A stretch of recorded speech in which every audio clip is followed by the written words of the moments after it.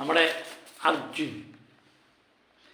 അർജുനെ കാണാനായിട്ട് ഇന്ന് 4 ദിവസം കഴിഞ്ഞിരിക്കുകയാണ്. പശ്ചിമഘട്ട മലനിരയിലെ 250 മീറ്റർ നീളത്തിൽ മല കണക്ക് ഇടിഞ്ഞു വീണ മൺകൂനയ്ക്കുള്ളിൽ അർജുൻ ജീവനോടെ ഉണ്ട് എന്ന് തന്നെയാണ് വീട്ടുകാർ വിശ്വസിക്കുന്നത്. നമുക്കും അങ്ങനെ വിശ്വസിക്കാനാണ് താല്പര്യം. ഇപ്പം അർജുൻ എന്ന് പറയുന്ന വ്യക്തി അദ്ദേഹത്തിൻ്റെ വണ്ടിയുമായിട്ട് ഈ മൺകൂനയ്ക്കുള്ളിൽ ജീവനോടെ ഉണ്ട് എന്ന് തന്നെ എല്ലാവരും വിശ്വസിക്കുന്നു. പ്രത്യേകിച്ച് മലയാളികൾ എല്ലാവരും വിശ്വസിക്കുന്ന ഒരു കാര്യമാണ് അർജുൻ തിരിച്ചു വരട്ടെ എന്നുള്ള ഇതായിട്ടാണ് നമ്മൾ ഈ വീഡിയോ തന്നെ തുടങ്ങുന്നത്. പക്ഷേ 4 ദിവസം കഴിഞ്ഞപ്പോഴും പ്രതീക്ഷയ്ക്ക് വകയൊന്നും നമുക്ക് നൽകുന്നില്ല എന്നുള്ളതാണ്. ആ മണ്ണിന് ഉള്ളിൽ അർജുൻ ഉണ്ട്, അദ്ദേഹം ജീവനോട് തന്നെ ഉണ്ട് എന്നുള്ള ഒരു ഒരു പ്രതീക്ഷ വീട്ടുകാർക്ക് ആവോളമുണ്ട്. ചൊവ്വാഴ്ചയായിരുന്നു അപകടം നടന്നത്. അത് കഴിഞ്ഞതിന് ശേഷം ഇന്ന് ശനിയാഴ്ച തീരാൻ പോകും. അപ്പോഴും അർജുനെ പറ്റി യാതൊരു വിവരവുമില്ല. ഒരു പ്രദേശം, ഒരു ചായക്കടയും ഒരു വീടും ഒക്കെയുള്ള ഒരു പ്രദേശം, ഒരു നദിയുടെ തീരത്തുള്ളൊരു പ്രദേശം, അവിടെ നിരപ്പായ സ്ഥലമാണ്. അത് തടിയുമായിട്ടാണ്, ഏകദേശം 30 ടണ്ണോളം ഭാരമുള്ള തടിയുമായിട്ടാണ് നമ്മുടെ അർജുൻ വരുന്നത്. അപ്പോൾ ഇവിടെ ആ ചായക്കടയിൽ നിരപ്പായ സ്ഥലമായതുകൊണ്ട് അവിടെ നിർത്തിയിടുകയും അതുപോലെ യാത്രയൊക്കെ വന്നു കഴിയുമ്പോൾ അവിടെ ആ നദിത്തിരയിൽ കുളിക്കുകയും ഒക്കെ ചെയ്യാൻ വേണ്ടിയാണ്, ചായ കുടിക്കുകയും ആഹാരമൊക്കെ കഴിക്കാൻ വേണ്ടിയാണ് ആ ഒരു വണ്ടിക്കാർ പൊതുവെ നിർത്തിയിടുന്നൊരു സ്ഥലമാണ്. അവിടെ ആ ചായക്കടയിൽ ഇത് കൂടാതെ 3 ടാങ്കറുകൾ ഉണ്ടായിരുന്നു, ഒരു ലോറി ഉണ്ടായിരുന്നു, ഒരു കാറുണ്ടായിരുന്നു എന്നൊക്കെ പറയും. ആ സമയത്ത് തന്നെയാണ് ഈ മണ്ണിടിച്ചിലുണ്ടാകുന്നത്. ഏകദേശം 1000കണക്കിന് മണ്ണുകൾ ഇടിഞ്ഞ് ഇവരുടെ ദേഹത്തോട്ട് പതിക്കുക എന്ന് പറഞ്ഞാൽ ആ ചായക്കടയും വീട് ഉൾപ്പെടെ ഇത് പോയി. എന്നിട്ട് ഈ മണ്ണുകളെല്ലാം കൂടെ നദിയിൽ വന്നിട്ടൊരു സുനാമി കണക്കാണ് വെള്ളം പൊങ്ങിയതെന്നാണ് പറയുന്നത്. അങ്ങനെ 7 പേരുടെ മൃതശരീരം കിട്ടിയിട്ടുണ്ട്. അതിൽ ലോറി ഡ്രൈവർമാരുണ്ട്, അതുപോലെ ചായക്കടയിൽ തന്നെ ഭാര്യയും ഭർത്താവും അതുപോലെ കുട്ടികൾ, അങ്ങനെയൊക്കെ പോകുന്നു. 7 പേരുടെ ബോഡികൾ കിട്ടി. ഇനി കിട്ടാനുള്ളത് അർജുനും, കിട്ടാനുള്ളതെന്നല്ല, വിവരങ്ങൾ അറിയാനുള്ളത് അർജുനും 2 പേരുടെയും വിവരങ്ങളാണ്. അത് പ്രത്യേകിച്ചൊന്നും കിട്ടിയിട്ടുമില്ല. അപ്പോഴും നമ്മൾ പ്രതീക്ഷയോടെ കാത്തിരിക്കുകയാണ്. 4 ദിവസം കഴിഞ്ഞപ്പോഴും അർജുൻ ജീവനോടെ ഉണ്ടാകും എന്ന് തന്നെയാണ് നമ്മൾ പ്രതീക്ഷിക്കുന്നത്. പിന്നൊരു പ്രശ്നമായിട്ട് നമുക്ക് തോന്നുന്ന ഒരു കാര്യം എന്ന് പറയുന്നത്, അർജുൻ ആ സമയത്ത് ചായക്കടയിലായിരുന്നോ അതോ വണ്ടിയിൽ തന്നെ ഉണ്ടായിരുന്നോ എന്നുള്ളതാണ് ഒരു ചോദ്യചിഹ്നമായിട്ട് അവശേഷിക്കുന്നത്. കുറച്ച് ദിവസത്തിന് ശേഷമാണ്, കർണാടകത്തിലായതുകൊണ്ട് കുറച്ച് ദിവസത്തിന് ശേഷമാണ് ഈ തിരച്ചിൽ പ്രവർത്തനങ്ങളൊക്കെ നടക്കുന്നതിന്. അതിന് വേറൊരു പ്രത്യേക കാരണമുണ്ട്. പലരും കുറ്റപ്പെടുത്തും. നമ്മൾക്കിപ്പോൾ നമ്മളുടെ ഒരു വ്യക്തി നഷ്ടപ്പെട്ടു പോകുമ്പോൾ നമുക്ക് കുറ്റപ്പെടുത്താം. പക്ഷേ എനിക്ക് തോന്നുന്നു മണ്ണ് വളരെ ഇളകി കിടക്കുന്ന സമയമാണ്. ഇപ്പോഴും നമ്മൾ ടി വിയിലൊക്കെ കാണുമ്പോൾ വെള്ളം ഇങ്ങനെ വീഴുന്നുണ്ട്. അപ്പോൾ ഏത് സമയത്തും മണ്ണ് വീണ്ടും ഇടിയാനുള്ള സാധ്യതയുണ്ട്. അപ്പം ജീവന് കൊതിയുള്ളവരൊക്കെ അവിടെ പോയിരുന്ന് രക്ഷാപ്രവർത്തനങ്ങളൊക്കെ നടത്താനും വളരെയധികം ബുദ്ധിമുട്ടുള്ളൊരു സമയമാണ്. അതുകൊണ്ടാകാം വളരെ വൈകിയത് എന്ന് തോന്നുന്നു. ഇപ്പം അർജുൻ എന്ന് പറയുന്ന വ്യക്തി അതിജീവനത്തിന് സാധ്യതയുണ്ടോ? ഈ 4 ദിവസം കഴിയുമ്പോഴും ഇപ്പോഴും ജീവനോടെ ഇരിക്കാൻ സാധ്യതയുണ്ടോ എന്നുള്ളതാണ് നമ്മളിപ്പോൾ ഇവിടെ നോക്കുന്നത്. ഭാരത് ബെൻസിൻ്റെ 3523 മോഡൽ വണ്ടിയാണ് അർജുൻ ഓടിച്ചിരുന്നതെന്ന് പറയും.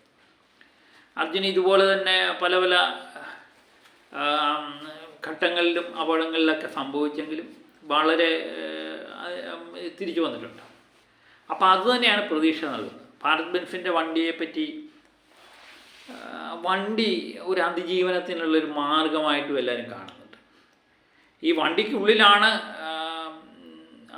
അർജുനെങ്കിൽ അതിജീവനത്തിന് നമുക്ക് പ്രതീക്ഷ നൽകുന്ന പല കാര്യങ്ങളും ഈ വണ്ടിയിൽ ഉണ്ട് എന്നുള്ളതാണ് ഏറ്റവും വലിയൊരു പ്രത്യേകത.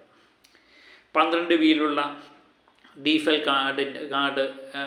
ടാങ്കുള്ള 12 വീലുള്ള ഡീസൽ ടാങ്ക് എന്ന് പറയുന്ന 350 മുകളിൽ കപ്പാസിറ്റി ഉള്ള ഡീസൽ ടാങ്കാണ്. ഇതിൻ്റെ ഭാരം തന്നെ 8.5 കിലോ ടൺ ഭാരമെങ്കിലും ഉണ്ടാകും. അതിൻ്റെ കൂടാണ് 30 ടണ്ണോളം.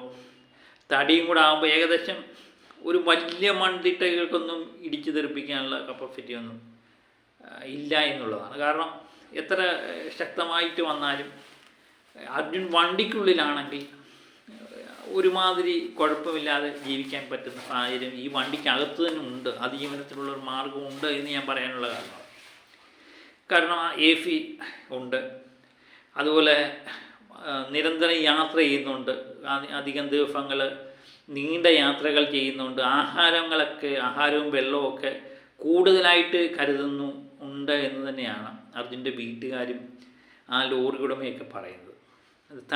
തടിയെ കൊണ്ടുവരാൻ വേണ്ടിയാണ് കാട്ടിലൊക്കെ പോകുന്നതുകൊണ്ട് കൂടുതൽ ആഹാരങ്ങൾ കരുതുന്ന ശീലക്കാരനാണ് അർജുൻ എന്ന് പറയുന്നത്.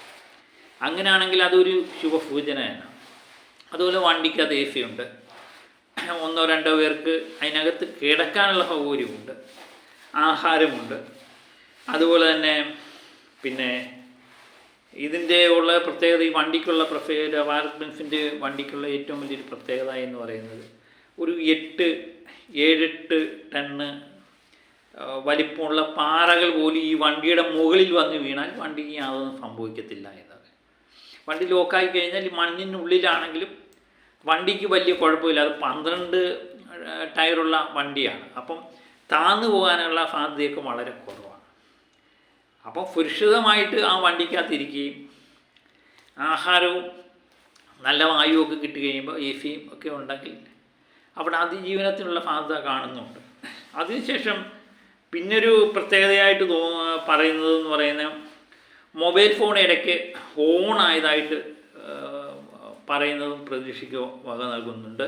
ലോറിയുടെ GPS മണ്ണിനടിയിൽ കാണിക്കുന്നതും പ്രതീക്ഷയ്ക്ക് വക നൽകുന്നുണ്ട്.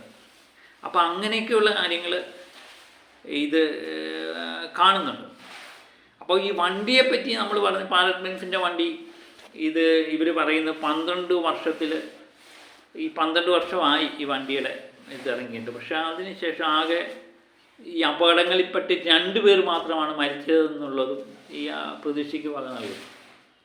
അപ്പം വണ്ടി ഏതായാലും ഏത് മണ്ണിടിച്ചിലിനെയും, ഒരുമാതിരിപ്പെട്ട മണ്ണിടിച്ചിലിനെയൊക്കെ തകർക്കാൻ പറ്റിയ അതിനെ അതിജീവിക്കാനുള്ള കപ്പാസിറ്റി ഉള്ള വണ്ടിയാണെന്ന് ഇതിനെ നിർമ്മാതാക്കൾ പറയുന്നുണ്ട്.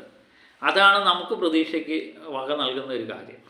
പിന്നെ അർജുൻ, ഇപ്പം ഞാൻ പറഞ്ഞില്ലേ, അർജുൻ എന്ന് പറഞ്ഞാൽ ഇങ്ങനെയുള്ള യാത്രകൾ നിരന്തരം ചെയ്യുന്ന വ്യക്തി തന്നെയാണ്. ചൊവ്വാഴ്ച ഈ അപകടം നടക്കുന്നതിന് മുമ്പ് തന്നെ അർജുൻ വീട്ടിൽ വിളിച്ചിട്ടുണ്ടായിരുന്നു. ഈ അപകടം നടന്നതിന് ശേഷം വീട്ടുകാർ തന്നെ പറയുന്നുണ്ടായിരുന്നു, മൊബൈൽ റിങ് ചെയ്യുന്നുണ്ട് എന്ന് പറയുന്നുണ്ടായിരുന്നു. ലോറിയുടെ GPS മണ്ണിനടിയിൽ കാണിക്കുന്നതായിട്ട് പറയുന്നുണ്ടായിരുന്നു. അങ്ങനെയൊക്കെയുള്ള ചില ശുഭസൂചനകൾ വരുന്നുണ്ട്. പക്ഷേ എന്നാലും 4 ദിവസം കഴിഞ്ഞ് കഴിയുമ്പോൾ സ്വാഭാവികമായിട്ട് ആരും എത്താതിരിക്കുമ്പം ഉണ്ടാകുന്ന മാനസികമായൊരു സമ്മർദ്ദമുണ്ട്. അതൊക്കെ അതിജീവിക്കാൻ അർജുന് കഴിയട്ടെ എന്ന് തന്നെ നമുക്ക് ആഗ്രഹിക്കും. കാരണം ഈ മണ്ണെല്ലാം കൂടെ ചുറ്റിനും മണ്ണ് കിടക്കുക, ഇതിനുള്ളിൽ എന്താ പറയുന്നത്, ഈ മണ്ണിനൊടിയിലുള്ള ഒരാൾ ആഹാരമുണ്ടെങ്കിലും വായു ഉണ്ടെങ്കിലും എത്ര നാൾ ജീവിക്കാൻ പറ്റുമല്ലേ? ഒരു 2-3 ദിവസമൊക്കെ കഴിയുമ്പോഴത്തേന് സ്വാഭാവികമായിട്ട് പ്രതീക്ഷകൾ നഷ്ടപ്പെട്ടു പോകുന്ന ഒരു സാഹചര്യത്തിലേക്ക് അർജുനെ എത്തിക്കാതിരുന്നാൽ, അതുപോലെ മാനസിക സമ്മർദ്ദം, പുറത്തോട്ട് പോലും ഇറങ്ങാൻ പറ്റാത്ത അവസ്ഥ, ഇതൊക്കെ ഒരു വല്ലാത്തൊരവസ്ഥ തന്നെയാണ്. പിന്നെ ഡീസൽ 350 എങ്കിലും കപ്പാസിറ്റി ഉള്ള ഡീസൽ ടാങ്കാണെന്ന് ഞാൻ പറഞ്ഞല്ലോ. അതിലെ പകുതിയോളം ഡീസൽ ഉണ്ട് എന്നുള്ളതും നമുക്ക് പ്രതീക്ഷയ്ക്ക് വക നൽകുന്ന കാര്യമാണ്. അപ്പം അങ്ങനെ പോകുന്നുണ്ട് വണ്ടിയെപ്പറ്റിയുള്ള കാര്യങ്ങൾ. ഈ വണ്ടി വളരെയധികം പ്രതീക്ഷ നൽകുന്നൊരു സംഭവമാണ്. ഭാരത് ബെൻസിൻ്റെ നിർമ്മാതാക്കൾ വരെ പറയുന്നുണ്ട് ഇത് അതിജീവനത്തിനുള്ള സാധ്യത ഉണ്ടാകുന്നുണ്ട്. പക്ഷേ ഏറെ നമ്മുടെ ഓക്സിജൻ്റെ അളവൊക്കെ എങ്ങുമാത്രം കിട്ടുമെന്നുള്ളതിനെ ആശ്രയിച്ചിരിക്കും ഇതിൻ്റെയൊക്കെ കാര്യങ്ങൾ. എന്നാലും പ്രതീക്ഷയോടെ തന്നെയാണ് എല്ലാവരും ഇത് ഉറ്റുനോക്കുന്നത്.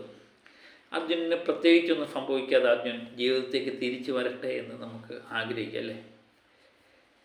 അപ്പം വീണ്ടും വീണ്ടും മഴ മാറി നിൽക്കുകയാണെങ്കിൽ എനിക്ക് തോന്നുന്നു ഇന്ന് ഇത്രയും നേരമായിട്ട് ഇന്നും പ്രതീക്ഷാപരമായ യാതൊരു വിവരവും തിരച്ചിൽക്കാർക്ക് കണ്ടെത്താൻ കഴിഞ്ഞിട്ടില്ല.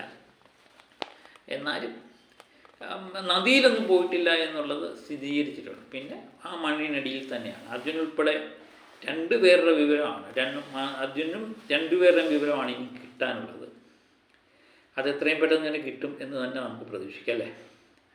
അപ്പോൾ ഒരു പ്രതീക്ഷ നൽകുന്ന ഒരു കാര്യം, ഈ മണ്ണിടിച്ചിലുണ്ടാകുന്ന സമയത്ത് അർജുൻ ഈ ചായക്കടയിൽ അല്ലായിരുന്നുവെങ്കിൽ പ്രതീക്ഷ നൽകുന്ന കാര്യമാണ്. പക്ഷേ ദിവസം വൈകും തോറും ആ പ്രതീക്ഷ മങ്ങലേൽപ്പിക്കുകയും ചെയ്യും. എത്രയും പെട്ടെന്ന് അർജുനെ കണ്ടുപിടിക്കട്ടെ എന്ന് നമുക്ക് ആഗ്രഹിക്കും.